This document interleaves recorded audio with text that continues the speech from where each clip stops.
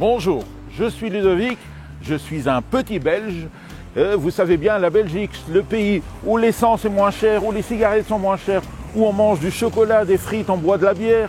Mais on a autre chose. Il y a des belles villes, il y a des endroits vraiment insolites, il y a des gens qui vous ouvrent les bras pour vous accueillir. Welcome dans mon pays, le plus beau pays du monde.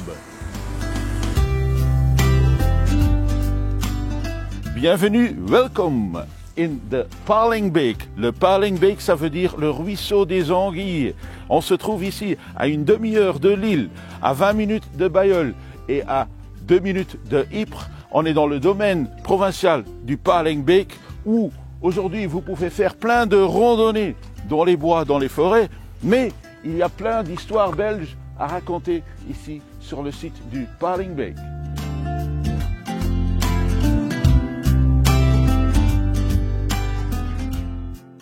Donc on descend ici vers l'ancien canal, le canal de Comines à Ypres, ou bien ce qui en reste, bien sûr.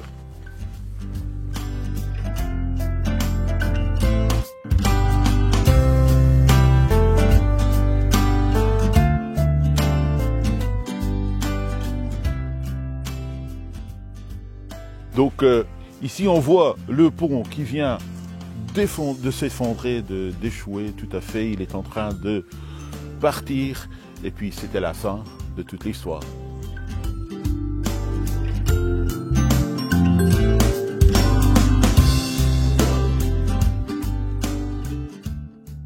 Donc, de ce côté-là, la Lys, de ce côté-là, Ypres et l'Isère. Et donc, on voulait faire un canal de la Lys jusqu'à l'Isère pour amener toutes les richesses de Roubaix, de Lille, vers Ypres un peu. Mais ça a échoué. 4 fois. Ils ont essayé 2 tunnels, ils ont essayé plein d'écluses, plein de canals, et à chaque fois ça a échoué. Et la raison, c'est celle-là. C'est ce qu'on trouve ici. Ça c'est l'argile d'Ypres. L'argile bleue, comme on l'appelle. L'argile bleue, de Blauwe Spie. Et donc, si on se met à creuser un canal, on prend de l'argile, on le met sur un tas et on inverse toutes les couches d'argile. Et puis toutes ces couches que vous voyez très bien là-bas, ils ont commencé un jour de pluie à glisser de nouveau vers l'endroit d'où il venait, le canal qui se trouve là. Et donc, le fait que ce pont se soit effondré en 1913, ça a fait un avantage pour nous, puisque les Allemands qui arrivaient avec leurs cartes en 1914, avec le pont encore toujours dessus, et puis ils étaient là, ils ne trouvaient pas le pont puisqu'il s'était effondré. Et donc ici, les Allemands se sont arrêtés, et puis un peu plus haut, là-bas sur la colline, il y avait les troupes anglaises. Et ici, entre deux, on a donc le No Man's Land. Et ce que les Allemands ils ont fait, ils ont creusé, ici en dessous, souterrain, des tunnels, ils ont mis des explosifs dedans, ils ont fait exploser tout ça en dessous des Anglais qui étaient de l'autre côté.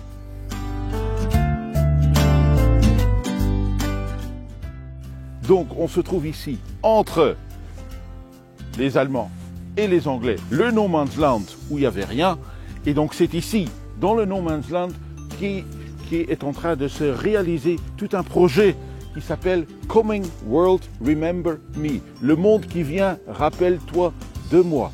Et qui est dans le cadre de la commémoration de la Première Guerre mondiale, puisqu'on est en 2018 et c'était en 1918.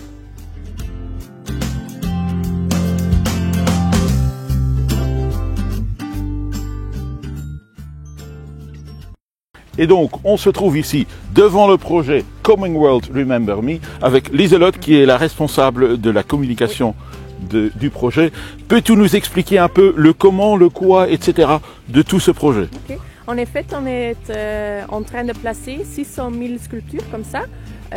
Là-bas, ça va faire une installation de l'artiste Koen van Mechelen et on veut honorer les 600 000 victimes de la Première Guerre mondiale avec les sculptures. Alors les sculptures sont des figures, on a la tête et les bras.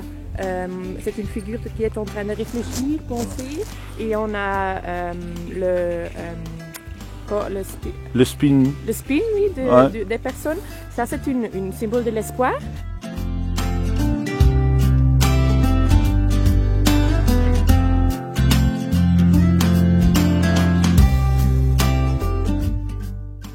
On se trouve ici avec tous les bénévoles qui sont en train de faire le projet, à côté de Vicky, un de ces bénévoles.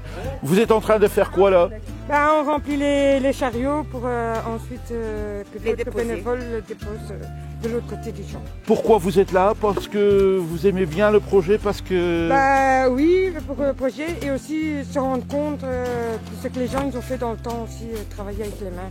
Et donc à partir de fin mars, le 30 mars, c'est la journée d'ouverture. Et puis tout le projet reste ici jusqu'au 11 novembre 2018. Donc venez tous voir au Palingbeek, pas loin d'Ypres, pas loin de Bailleul, pas loin de Lille, pour voir ce projet et tout ce qui se trouve autour le domaine du Palingbeek. J'espère que ça vous a plu. Et maintenant, on va finir les balades en Belgique, là où se terminent toutes les balades en Belgique.